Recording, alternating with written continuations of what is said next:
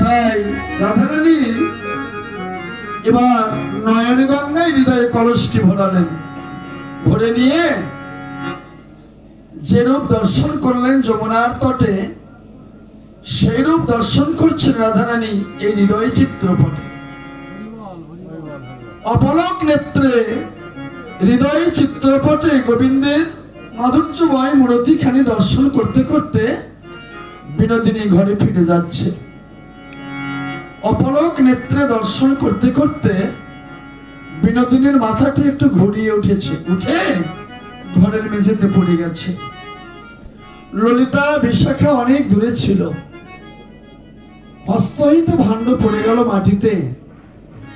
ললিতা বিশাখাকে ডেকে ডেকে বলছে, বিশাখা রে, নিশ্চয়ই আমাদের বিনোদিনীর কোনো অমঙ্গল ঘটেছে, হস্তহিত ভাণ্ড পড়ে গেল, চল তো আমরা বিনোদিনীকে দেখে আসি।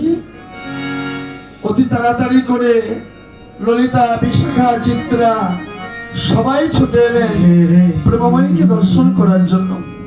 এসে দেখে বিনোদিনী ঘরের মেঝেতে পড়ে আছে, মস্তকের কেশগুলো এলোমেলো, অঙ্গের বেশভূষাগুলো এলোমেলো, সর্ব অঙ্গখানি যেন ধুলাই ধূসর হয়ে গেছে।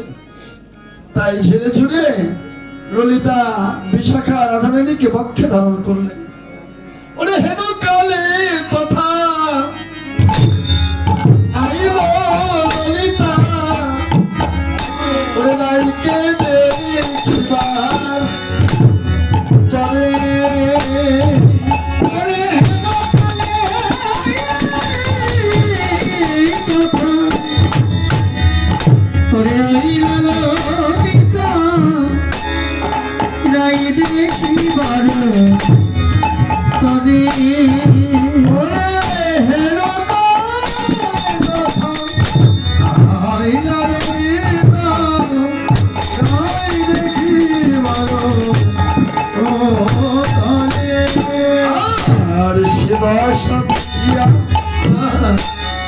ব্যাকুল হইয়া তুলিয়া লইল করে, সে দশা দেখিয়া ব্যাকুল হইয়া তুলিয়া লইল করে, দশা দেখিয়া ব্যাকুল হইয়া তুলিয়া লইল করে। রাধার কি হইল তোরের ব্যথা, রাধার কি হইল তোরে ব্যথা, কি হইল তোরে ব্যথা, যারা না শোনে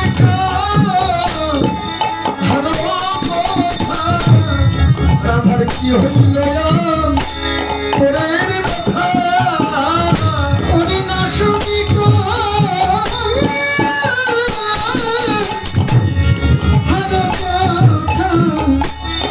কি হইল তোরে ব্যথা, ওরে না শুনি কোন দেবতাই বুঝি ধরেছে,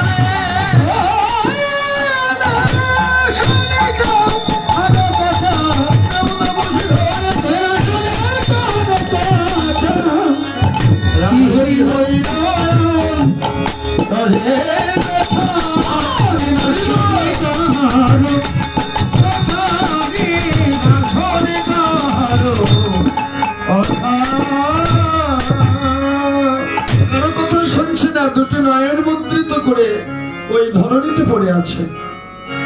ললিতা বিশাখা অঙ্গ ঝেড়ে ঝুড়ে বক্ষে উত্তোলন করলেন, করে লক্ষ কোটি চুম্বন করছেন বদনে।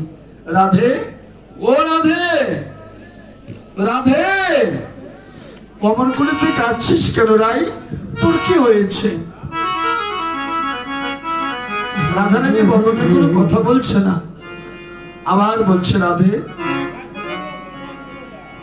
ও রাধে, তোর কি হয়েছে রাধে? অমন করে কাঁদছিস কেন? এই অনেক পোকা বাবা। রাধারানী বলছে সখী রে, আমি কেন কাঁদছি জানিস? আমার কি হয়েছে?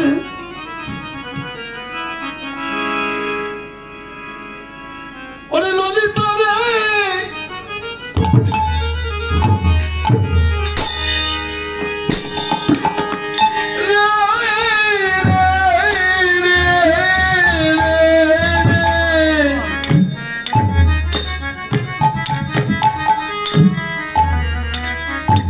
আমি কেন কাঁদছি জানিস?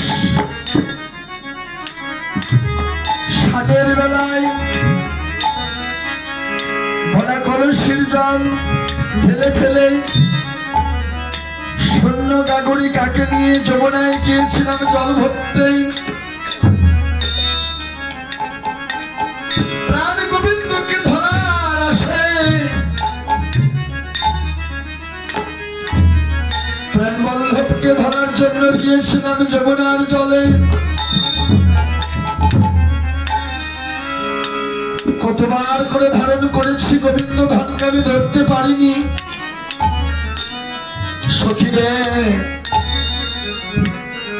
তোর মস্তক পরশ করে আমি কথা দিলাম, ওই যমুনার জলে গিয়েছিলাম কৃষ্ণ ধনকে ধরার জন্য। সেখানে কৃষ্ণ ধনকে ধরা তো দূরের কথা,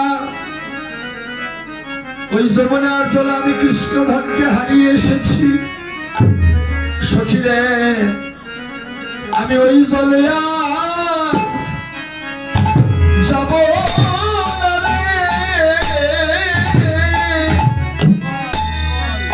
আমি ওই জলে যাব না রে, আমি ওই জলে